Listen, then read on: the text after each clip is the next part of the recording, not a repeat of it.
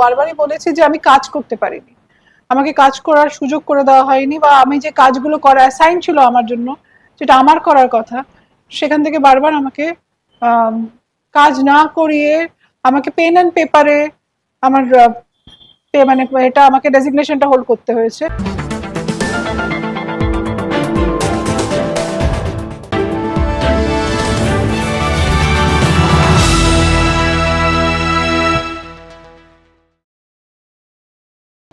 বিবাহ বিচ্ছেদের মামলা চলছে প্রায় বহুদিন হলো। নিজের স্ত্রীকে সাথে করে নিয়ে যেত না গ্ল্যামার ইন্ডাস্ট্রির কোনো পার্টি, সিনেমার স্ক্রিনিং, কোথাও। এই কারণেই একটা সময় গিয়ে তার মনে হয় এত ফাঁকা একটা ইন্ডাস্ট্রির সাথে ওঠা বসা করা অসম্ভব তার। তাই শেষমেশ বিচ্ছেদের পথেই হাঁটেন সৌরভ বিশ্বাস ও জুঁই বিশ্বাস। সম্প্রতি সৌরভ বিশ্বাসের বিরুদ্ধে মুখ খোলেন তিনি। শুনে নিন ট্রু নিউজ বাংলায় এসে কি বললেন কাউন্সিলর জুঁই বিশ্বাস।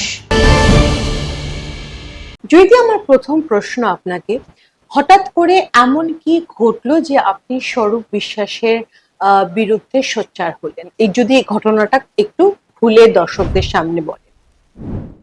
না, আমি কারো ব্যক্তিগত আক্রমণ বা টার্গেট করে কিন্তু কোথাও কোনো মিডিয়াতে কিছু বলিনি। আমার প্রথম যেটা বক্তব্য ছিল, যেটা আপনারা তারপরে আপনারা সবাই যোগাযোগ করেন, সেটা একটি চ্যানেলে একটি ইন্টারভিউর পরে সব ম্যাক্সিমাম চ্যানেল যোগাযোগ করেন। আমি ব্যক্তিগত টার্গেটের কথা আমি কারোর নাম ধরে কিন্তু কোথাও কিছু বলিনি। আমি বারবারই বলেছি যে আমি কাজ করতে পারিনি, আমাকে কাজ করার সুযোগ করে দেওয়া হয়নি, বা আমি যে কাজগুলো করা অ্যাসাইন ছিল আমার জন্য, যেটা আমার করার কথা, সেখান থেকে বারবার আমাকে কাজ না করিয়ে আমাকে পেন অ্যান্ড পেপারে আমার মানে এটা আমাকে ডেজিগনেশনটা হোল্ড করতে হয়েছে। সে জায়গায় অন্য কেউ মানে কাজটা গিয়ে করেছেন, যেটা তাদের করার কথা নয়। আচ্ছা, সেখানে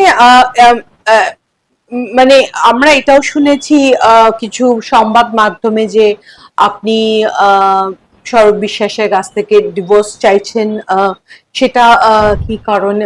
সেটা আজকের কথা নয়, সেটা দীর্ঘ মানে 2019-এর শেষ থেকে আমরা মিউচুয়ালি সেপারেটেড রয়েছি, এবং তারপর আমি 2025 সালে শিফট করে যাই, মুভ অন করে যাই রাদার আমার মায়ের ফ্ল্যাটে।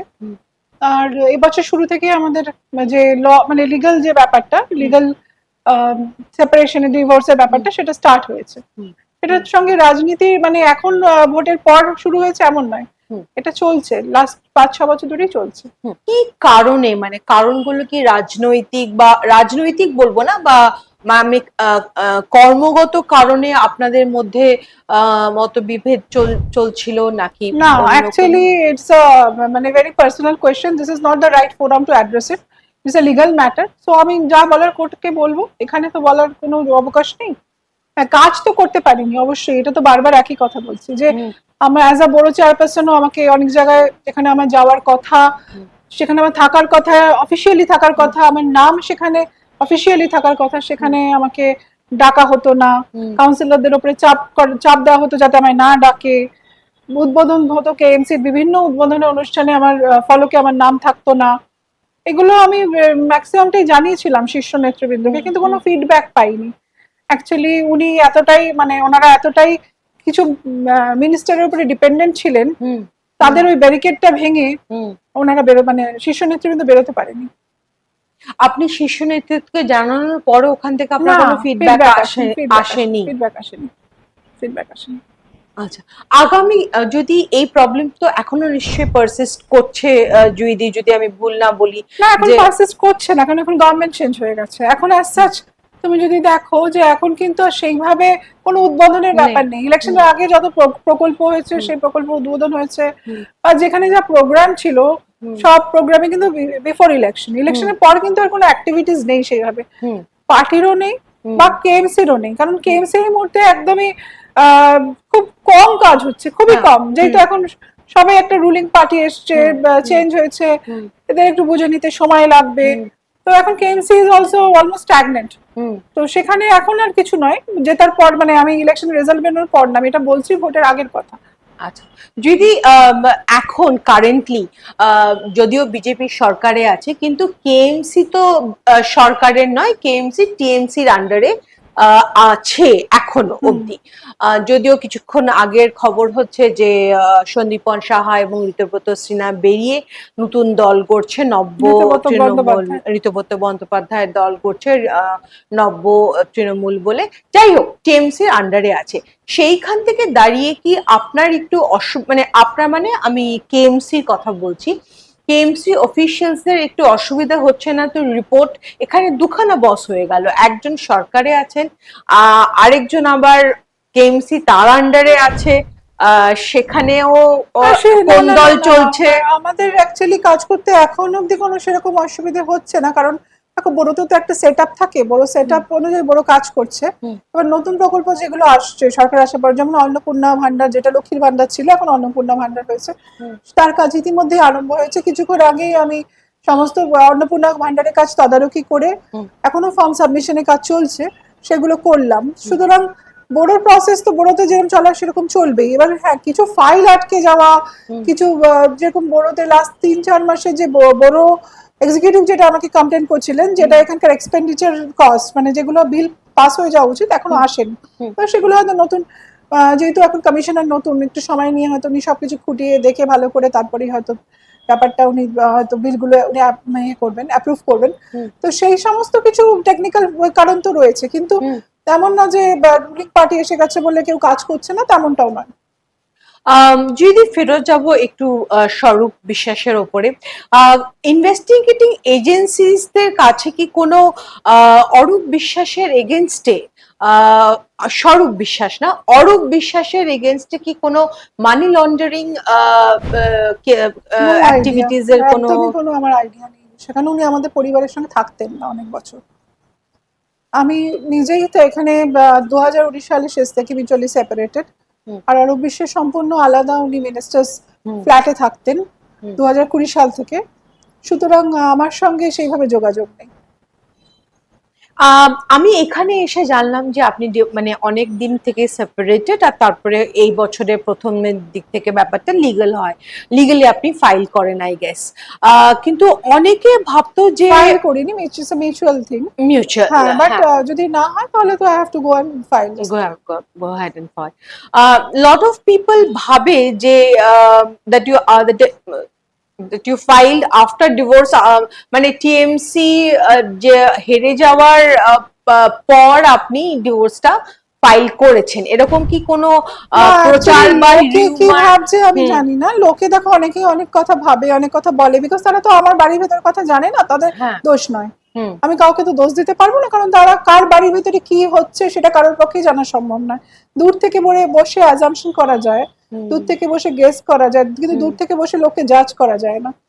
লোককে জাজ করতে হলে তাকে ভালো করে পার্সোনালি চিনতে হবে। পার্সোনালি না জেনে না চিনে কাউকে জাজ করা উচিত না। আর 2019 সালের শেষ থেকে যে আমরা সেপারেটেড রয়েছি মিউচুয়ালি, সেটা পার্টির সর্বস্তরের নেতৃত্ব জানেন, আমার পার্টি কর্মীরা জানেন, আমার দলের ছেলেমেয়েরা জানে, আমার ওয়ার্ডের প্রত্যেকটি মানুষ, অলমোস্ট ম্যাক্সিমাম লোকজনই জানেন। এটা নতুন করে অ্যানাউন্সের কিছু নেই, আমরা মিউচুয়ালি সেপারেটেড। আর এই বছর শুরু থেকে লিগ্যাল প্রসেস আরম্ভ হয়েছে, সেটা লোকের পক্ষে জানা সম্ভব নয়, সেটা তো অবশ্যই কারোর পক্ষে, ইটস এ ভেরি প্রাইভেট। আর এখন যদি এটা এত কিছু না সামনে আসতো, এত ঘটনা আমাকে যদি ড্র্যাগ করে না নিয়ে আসা হতো, যে ঘটনাগুলোর সঙ্গে আমাকে ড্র্যাগ করে আনা হচ্ছে তার কোনোটাই আমি জানি না, সুতরাং আমাকে বলতে বাধ্য করা হয়েছে, তাই আমি বলেছি। মমতা ব্যানার্জি কোনোদিনও স্বরূপ বিশ্বাসকে বা আপনাকে কোন রকম অ্যাডভাইস, আমাকে অ্যাডভাইস দিয়েছিলেন যে একসাথে থাকো, বাট ওই আমি আবার বললাম দূর থেকে বলে দেওয়া সহজ, কিন্তু যে সংসার করে সেই বোঝে থাকা যায় কি যায় না।